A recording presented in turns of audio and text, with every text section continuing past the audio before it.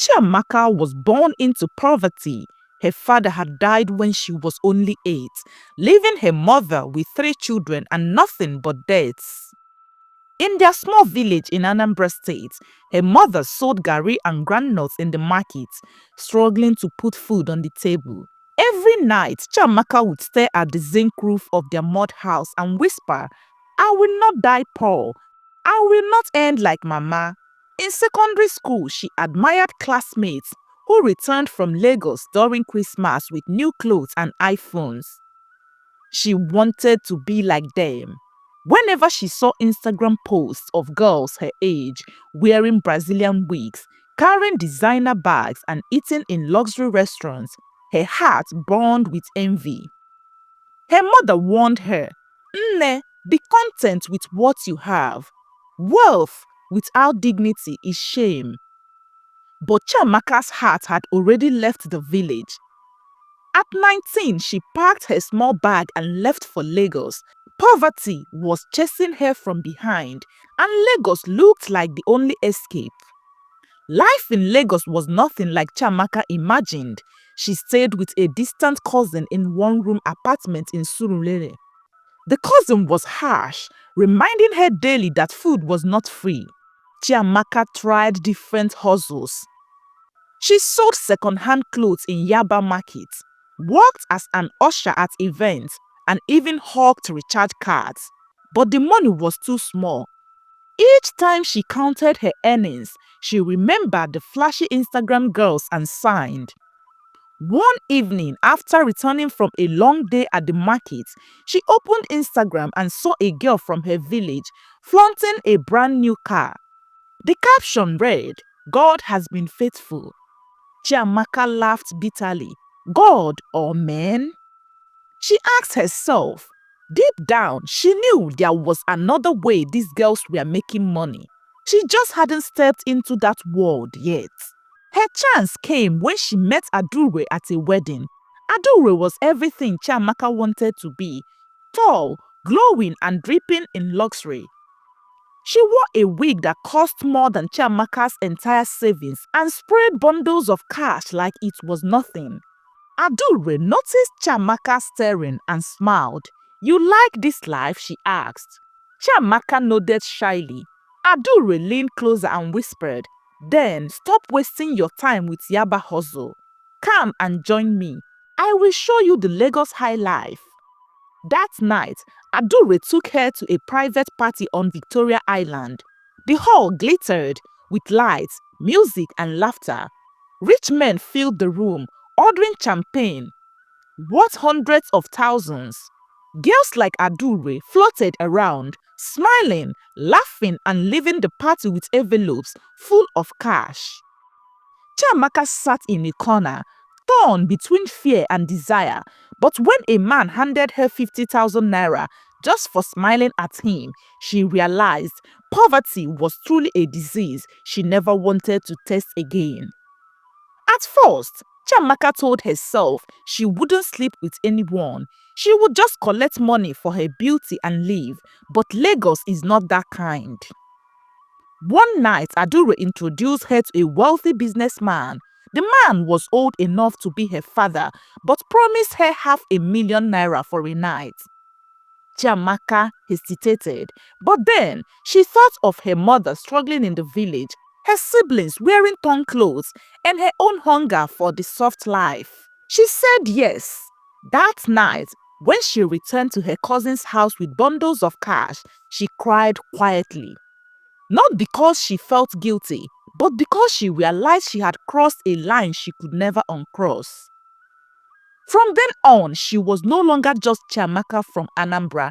She was now Chiamaka the Lagos babe, moving from one hotel suite to another, collecting money that her market hustle could never give her. Within months, Chiamaka transformed. She moved out of her cousin's cramped room into a serviced apartment on the island.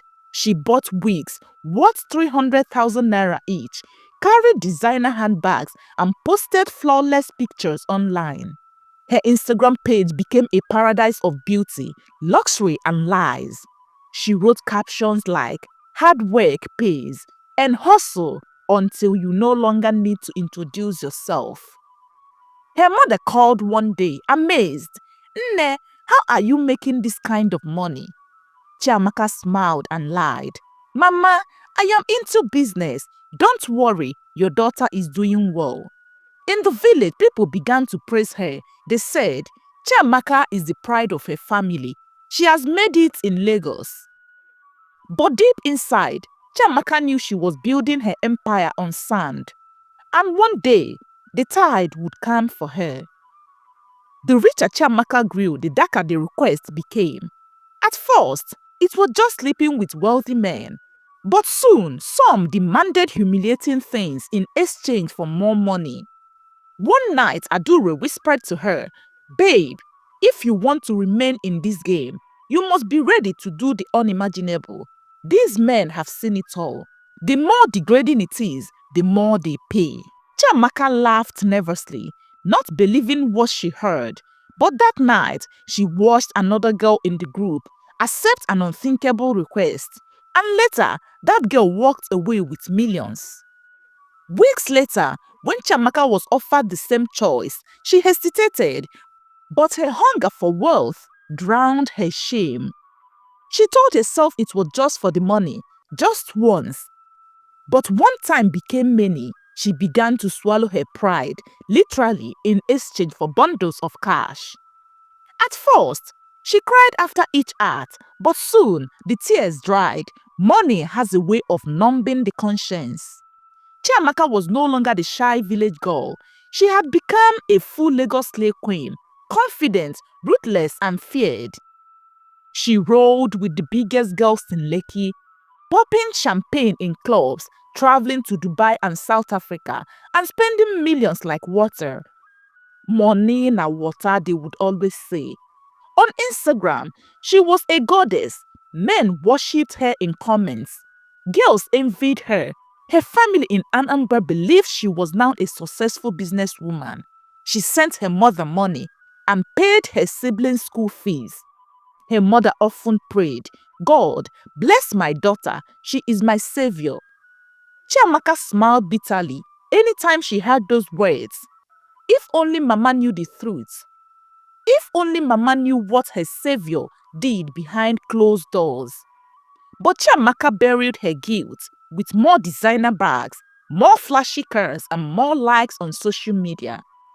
The Lagos high life was a competition. Every week, slave queens tried to outshine one another with new cars, bigger apartments, or more exotic vacations. Chiamaka was determined never to fall behind. She pushed herself into deeper water, doing things she once swore she would never do. But whispers began to follow her.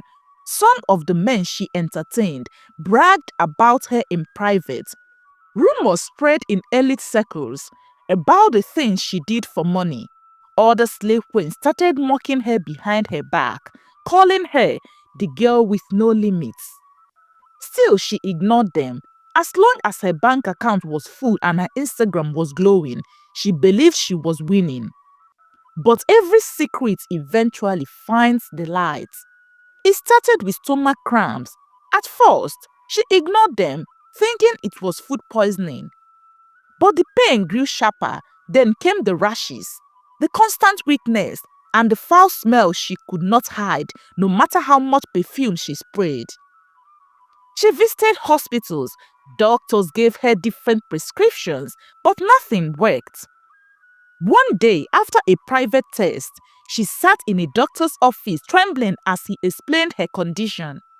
Your immune system is badly compromised, he said. This is serious. You need long-term treatment, and it will be very expensive. Chiamaka's heart sank. She had money, but she knew disease don't respect designer clothes or luxury cars.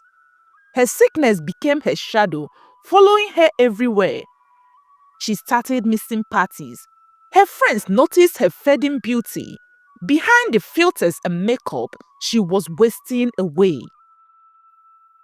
The medical bills piled up.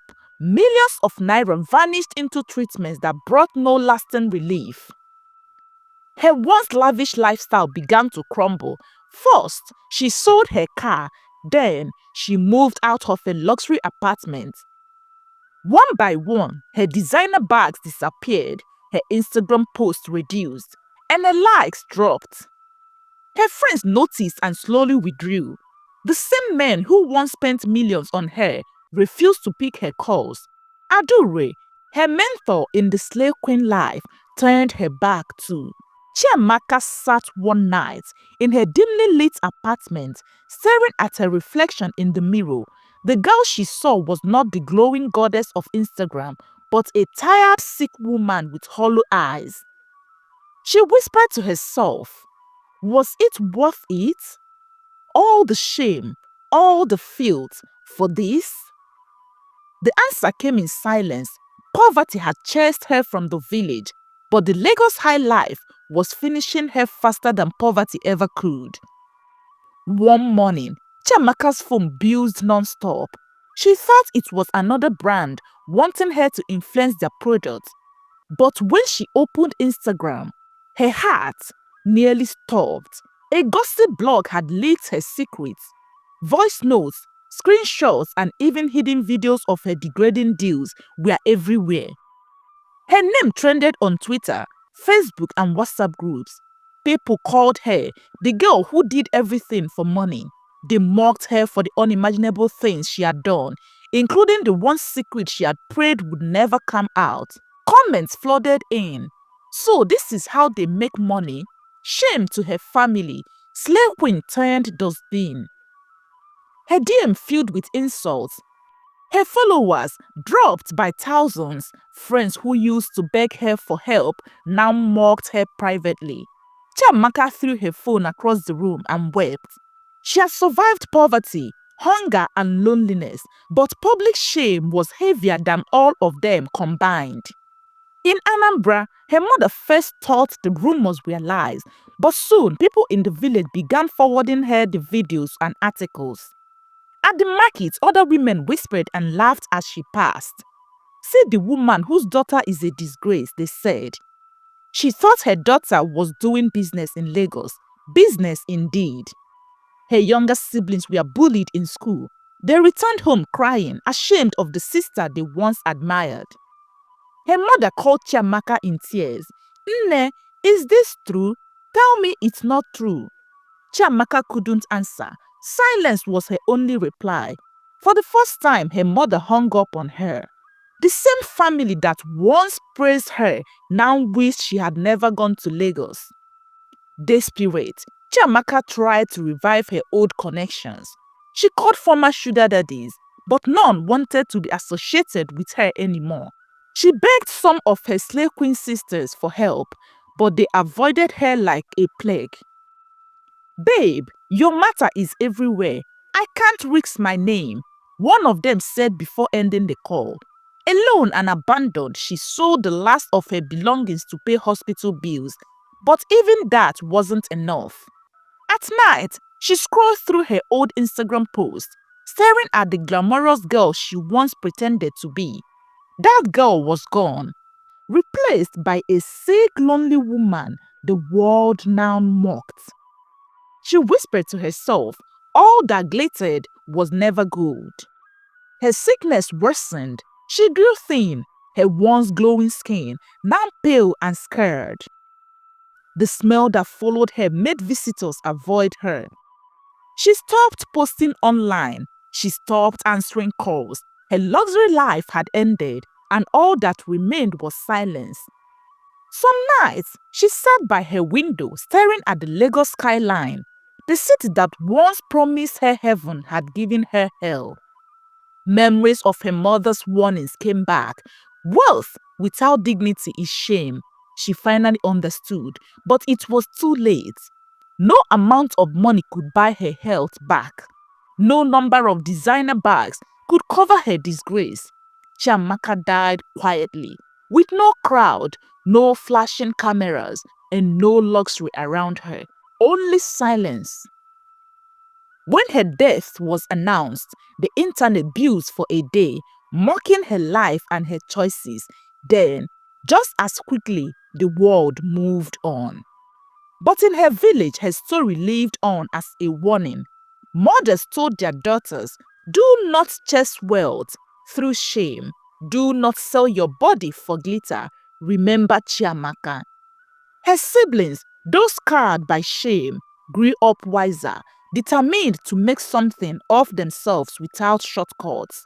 And a mother, though broken, prayed that no other woman's child would ever walk the path her daughter did. The story ended with a truth too heavy to ignore. Not all that glitters is gold. Lagos high life may blind you, but its end can be darker than poverty itself.